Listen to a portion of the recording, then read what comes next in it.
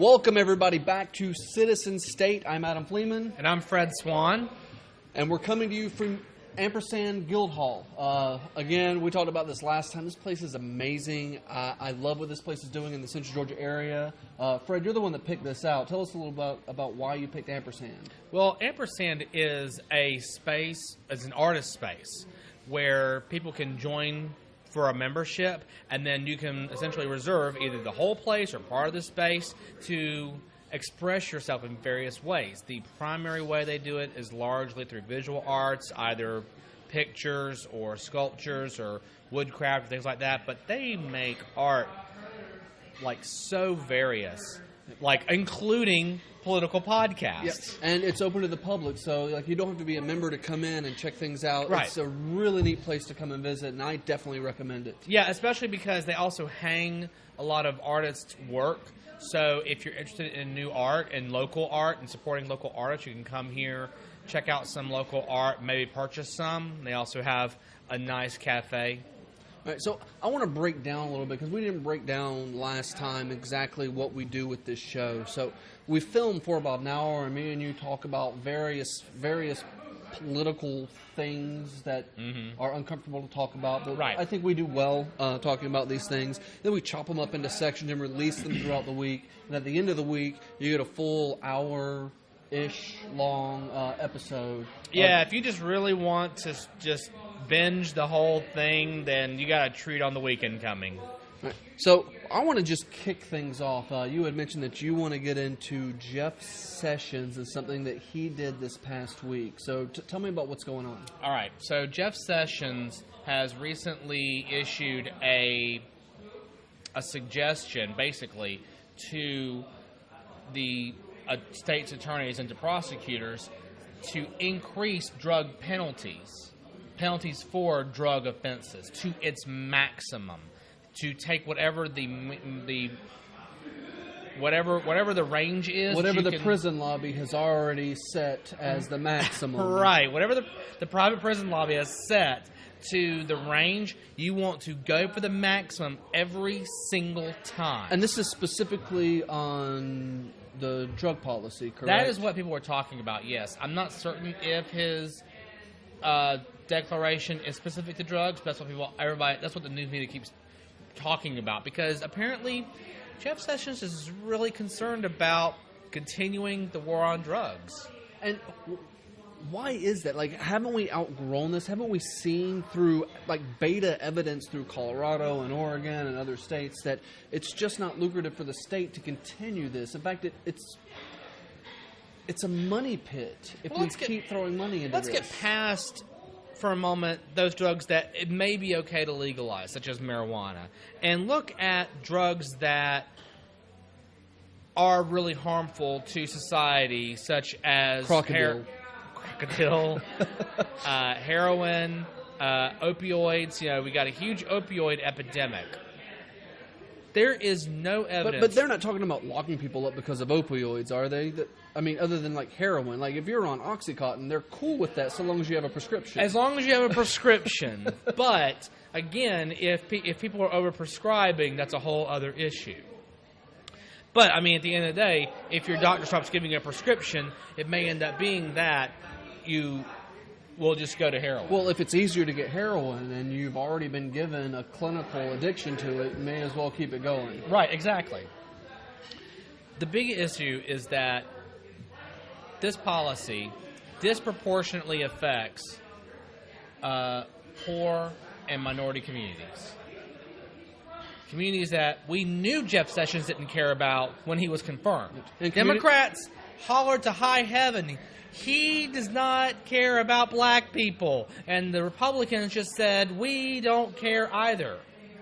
And these are also communities that we're going to be ripping any sort of health coverage away, and I'm assuming that includes any sort of ability to help addiction. Right, yeah. Exactly. But we're also going to see... At least we're going to send them to prison. Right, exactly, where they can actually get health care. Yeah. But we're also going to see communities that are, working poor just above the area where they can get Medicaid assistance, but just not quite old enough to get Medicare, who are going to fall into this like hole of no coverage that Republicans have created if the Senate passes the health care bill, which we'll talk about later, who are going to begin using and abusing these drugs. They're going to fall into illegal drugs, and then here comes Attorney General Sessions ready and willing to lock these people up, put them in the prison system so that the private prisons can start putting heads in beds and take more money from taxpayers. Well, I mean, and that's the goal of the private prisons. They get more money because they have more heads in beds, like you said. The same thing with hospitals. More heads in beds, more kickback from the government, more kickback from insurance companies. Sure, but hospitals cheat our public medical system. Well, no, but hospitals actually still serve a necessary function. And the fact that a community has a hospital is a big boon to it economically, because many times when a company starts looking at a place to stay, a place to establish and create jobs and employment, they want to know that there is health care nearby. That actually came up in Houston County, where they were about to close the hospital, and they had to really fight to keep that hospital open because they didn't want its Bibb County, which was 30 minutes away, to be the closest place that they could get health care, because that would just devastate their economy, because they would have a really hard time getting industry to come into the county. That's different than private prisons. Well, these things are all interconnected, though. Yeah, they're all interconnected. It's like a spider web, and you just have the government spider in the middle just waiting to attack on anything that it can. Part of it is corporate money. It's definitely corporate greed in the mix of it. And with private prisons, you got lobbying for longer prison sentences. And I kind of want to get back on the Jeff Sessions. Why is he pushing for this? Why is that a thing for him? Do we know? It would be interesting to know what his political contributions looked like right before he became Attorney General. And that's something that we can probably investigate to see if there is a connection. Like if suddenly he starts getting money from private prison corporations and whatnot. But this is a thing that's been an ideological thorn for him for a long time. Yeah, he's been saying bad things about drugs for his entire existence. Right, going to the point where the guy was saying anybody who does marijuana is not a good person. And what do you say to that? You got right. I mean, like, does he know anybody that smokes marijuana? Obviously not. I mean, not openly. I'm betting he knows a lot of people that smoke marijuana. I bet he knows a lot of people who do a lot of things. He is a politician, after all. Yeah, and, I mean, they probably had to smoke it before they met with him, just to get through that meeting. All right, so the elephant in the room, and we've been talking about this all week while we've been trying to put this thing together. We wanted to talk about things that were relevant in the news, and the only thing we could come up with was President Trump, and President Trump, and President Trump. Right. And I feel like I'm just being inundated with this Trump 24/7. There's nothing else out there, and I have a couple of mixed emotions about it. And part of it is, when it comes time to vote here at the midterms, are people going to be so tired of politics? And this is just one side of it. Are they going to be so tired of politics that they're not even going to want to go and spend their energy on something that's just consumed so much of their day-to-day for the past however many months? Well, that is one of the theories about why Clinton lost the election. There was actually a low voter turnout, and it was people who were so over the Trump and Clinton feuding. Well, and the primaries have been starting earlier and earlier every general election. Right. And we had one candidate who elicited a whole lot of energy from a small group, and another candidate who elicited some amount of energy from a larger group, and the energy just ran out for Clinton, essentially. And I think that is a danger that we're going to have to face. But the issue that you got is that this is coming from the media. And it is. It's not even a government thing. This is the media's jumping on. Trump gets the ratings, so that's all that they cover. I told you earlier, I want a plane to crash. I want a plane to go missing so that CNN can talk about that for 24 hours and I can get a break. Because it's just every day, and I don't even want to watch the news. Well, I mean, first of all, your problem is you're watching CNN because the only thing that they cover are plane crashes and Donald Trump. Well, that's all they got.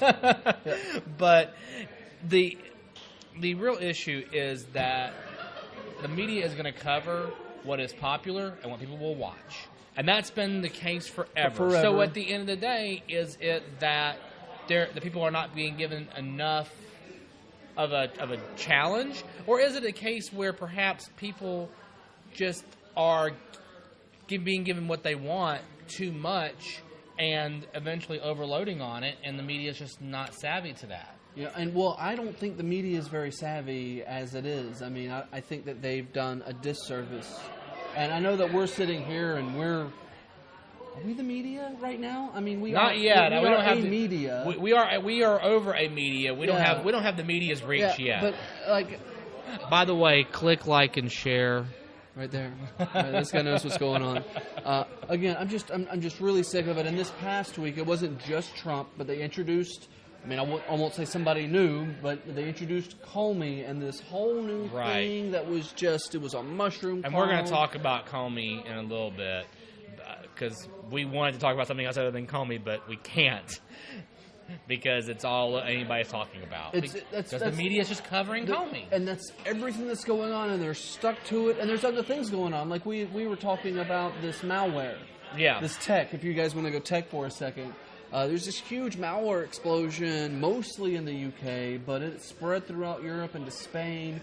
Hospitals had to shut down because this ransomware took hold of patient files. Mm-hmm. What do you think about this? Well, from what I understand, wasn't it the case that this was an exploit of something that if they just patched, if a Microsoft exploit that if they just patched regularly, they wouldn't have run into this issue? I'm not sure if it's exactly that. From what I understand is it was an email that got opened and there was malware malicious code in the attachment. That malicious code then evolved and started attacking networks. So anybody that walked through with a laptop jumped on their laptop and just took over the networks. So we're talking about a big spread throughout all I believe it's the NHS in the UK. And then somehow jumped over to Spain. Like this, it almost felt like a planned attack. But again, we have no coverage. All I know is what I read on TechCrunch. Well, I think this thing, they call these things viruses oftentimes. They do work virally in such that they don't really plan where they're going. They plan an initial attack vector, a place where they're initially going to launch it. And then if it's like a worm, that it'll begin propagating itself, and you have no idea what direction it's going to go or spread. And this was specifically ransomware that acted like a virus. That's why it's newsworthy for me, because it wasn't just some companies got hit with ransomware. That happens every day to 1,000 companies around the world. This is new. This was something that was different and new. And I remember we were preparing for it at work, and I got home and turned on the news, and I was like, "All right, what's going on with this?" Oh, Trump and Comey. Right. So that's all that we had. So we're going to talk about Comey, and I'm going to press you to talk about him a little bit more.